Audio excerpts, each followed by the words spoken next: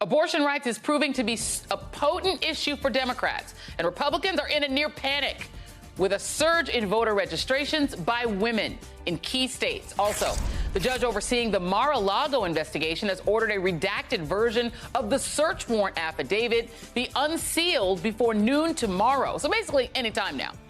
We begin the readout tonight with the Year of the Woman, the catchy label attached to the political year 1992, when a record number of women were elected to the U.S. Senate. The election followed the infamous 1991 Senate confirmation hearing of Supreme Court nominee Clarence Thomas. Televised hearings that featured blockbuster testimony from Professor Anita Hill, who detailed allegations of workplace sexual harassment by Judge Thomas, who was her supervisor at 2 government agencies. After approximately 3 months of working there, he asked me to go out socially with him.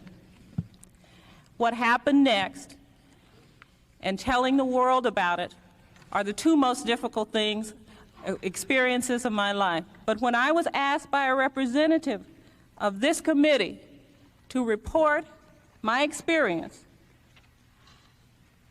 I felt that I had to tell the truth.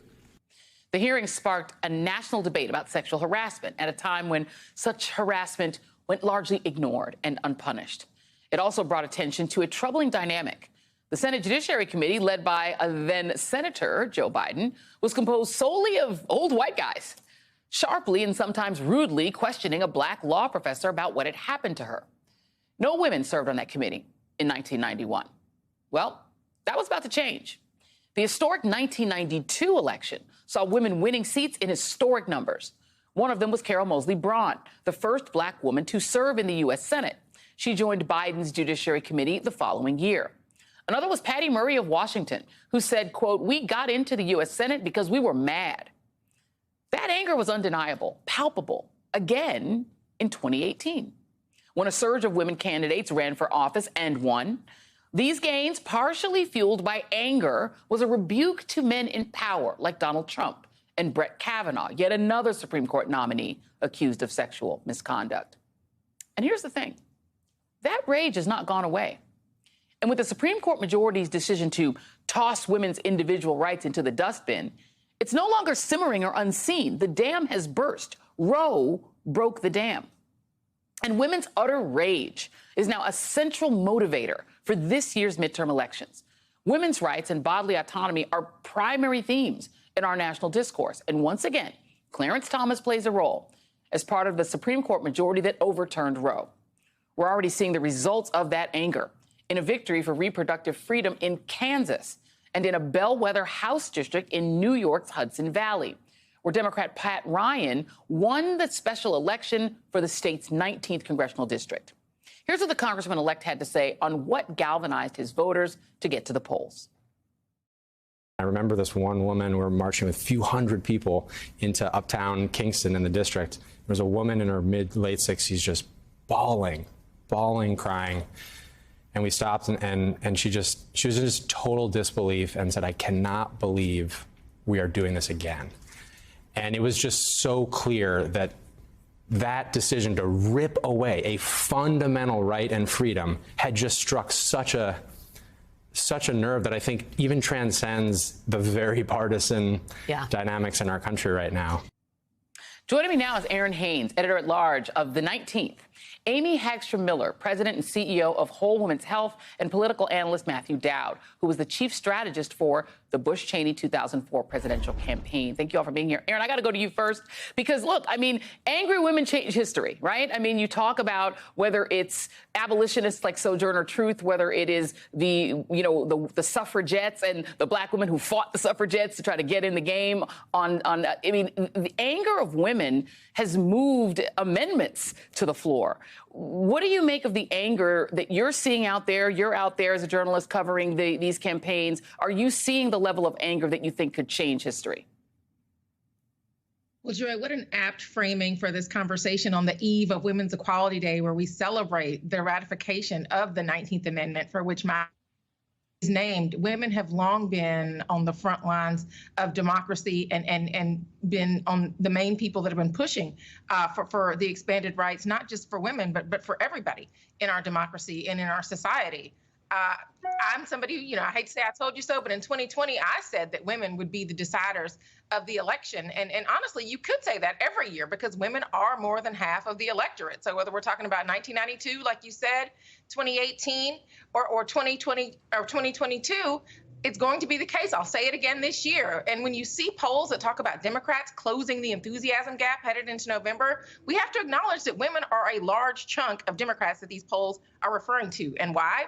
Exactly as you said, because a right that they thought was settled was gradually and then suddenly snatched away with this Dobbs decision. 2/3 of American women living today have always lived until this Dobbs decision came down. And that's why you see this voter registration among women surging in states where abortion rights are under threat. But I don't want to leave men out of this because we are seeing that abortion is on the ballot and not just as a women's issue. You saw Pat Ryan talk about that out of New York. The administration is framing this as an issue of freedom, and men are running for office and also taking up that message. Charlie Crist in Florida, Beto O'Rourke in Texas, women candidates are talking about their lived experience. So this is rising as an issue with voters. And coupled with threats to democracy as an emerging priority, we could see a pretty potent combination for Democrats, depending on what the momentum looks like headed into the next 75 days. I'm with you. I'm one of those people who I would watch the analysts, the pundits on TV saying, well, historically, the president's party is going to lose X number of seats. And I'm saying to myself, did y'all not see Roe versus Wade go away? Because that's actually the big X factor in this election. I got to go to the man on our panel here for a second, Matthew Dowd, because, back in the day, I used to interview, back when Republicans were willing to, to have the sort of conversation across the aisle, Republican, very conservative, right-wing Republicans who really, really, really wanted Roe overturned. But they were generally not political people. They were religious people. Because when I talk to political folks and my friends now that are Republicans, they always said, oh, no, we want the issue. We don't want to overturn it, because if we overturn it, all hell is going to break loose. You look at this opponent of Pat Ryan. This guy was actually a pretty well-known candidate, Mark Molinaro. Those who've lived in New York knew who he was. He tried to flip the whole election to go about things like inflation and crime. It didn't work. Nothing will work when women are focused on the idea that they have no rights. How did Republicans think that it was a good idea not to have the issue, but to do the thing? Well, I think you touched on at the start of your question the thing that's happened with the Republican Party, which is there is no division between the people that are pushing religion and the people that are pushing politics. For the Republican Party, it has become one.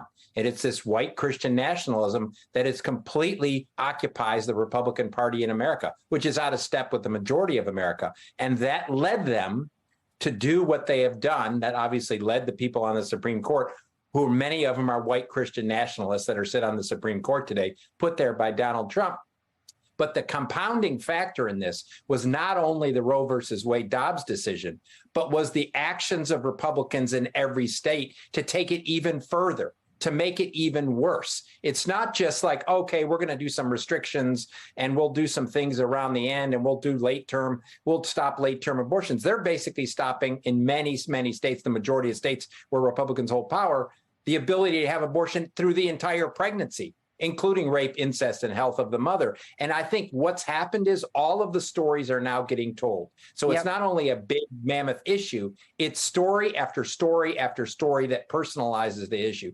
And the other thing I would say in elections that many times people make the mistake of is you don't poll to find out what the most important issue for you to talk about. What you should do is talk about the most important issue and make the issue, even if it's a third place issue, a fourth place issue. Everybody thought as of 30 days ago, 60 days ago, oh, it's inflation in the economy. And I kept saying that what you do as a leader is tell the voters what the election is about. And what the Supreme Court did, unfortunately for the Republicans, is tell both women and men, this is what the election is about.